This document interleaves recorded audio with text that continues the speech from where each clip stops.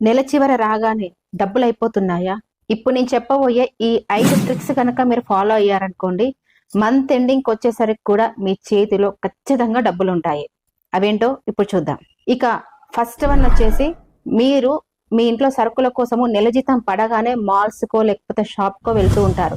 అలా వెళ్ళినప్పుడు మీ ఇంట్లో సరుకులు మిగిలిపోయినయి ఎన్నున్నాయి? మీకిప్పుడు గడిచే మంత్‌కు ఏం అవసరమో ముందుగానే లిస్ట్ ప్రిపేర్ చేసుకొని వెళ్ళండి. ఇలా లిస్ట్ ప్రిపేర్ చేసుకొని గనక మీరు వస్తువులు కొనుక్కొచ్చుకున్నారంటే, మీకు ఏవి అవసరమో, ఎంత అవసరమో తెచ్చుకుంటారు. ఎంతో కొంత డబ్బు అనేది మీరు సేవ్ అనేది చేసుకోగలుగుతారు. మీరు లిస్ట్ గనక ప్రిపేర్ చేసుకోకుండా వెళ్లారనుకోండి, అక్కడ ఏవి అట్రాక్టివ్‌గా కనిపించినా కూడా ఇవి ఎప్పుడో ఒకసారి అవసరం ఉంటదిలే అని చెప్పేసి ఫ్లోలో మనం కొనుక్కొని తీసుకొచ్చుకుంటూ ఉంటాము. అలా మాత్రం అస్సలు చేయకండి. ఇక నెంబర్ 2 సీక్రెట్ వచ్చేసి, షాప్స్‌కి వెళ్ళినప్పుడు ఆఫర్స్ ఎన్నో పెడతారు. అది వాళ్ళ ట్రిక్. ఆ ట్రిక్‌కి మీరు మోసపోవద్దు.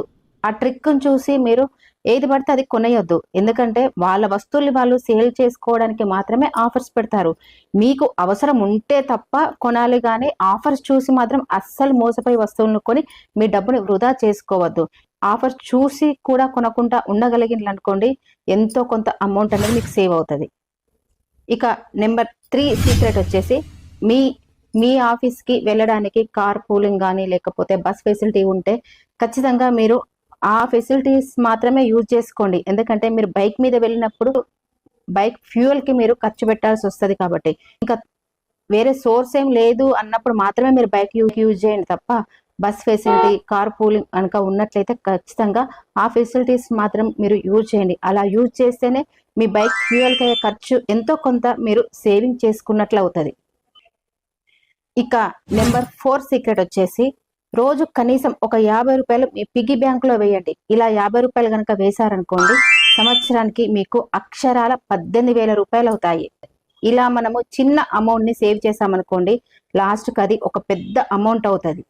ఇక మనీ సేవింగ్‌లో 4వ సీక్రెట్, మీరు కరెంట్‌ని గానీ, అలాగే వాటర్‌ని కానీ పొదుపుగా వాడుకున్నారనుకోండి, అప్పుడు మీకు కరెంట్ బిల్ అనేది తక్కువ వచ్చేసి, అందులో గూడా మీరు కొంచెమైనా మీరు సేవింగ్స్ చేసుకోగలుగుతారు. ఇలా మీరు ఈ 5 సీక్రెట్స్‌ని గనక ఫాలో అయ్యారనుకోండి, ఎంతో కొంత డబ్బు మీరు ఖచ్చితంగా సేవ్ చేసుకోగలుగుతారు. ఒక్కటి గుర్తుపెట్టుకోండి, డబ్బు ఎవరి దగ్గరైతే ఉంటుందో వాళ్ళు మాత్రమే కొంచెం స్ట్రెస్ లేకుండా ప్రశాంతంగా బ్రతుకుతారు. అందుకే ఇప్పటి నుంచే ఎంతో కొంత మనకు సాధ్యమైనంత మనం సంపాదించిన సంపాదన నుంచి కొంచెమైనా సేవింగ్స్ చేద్దాం.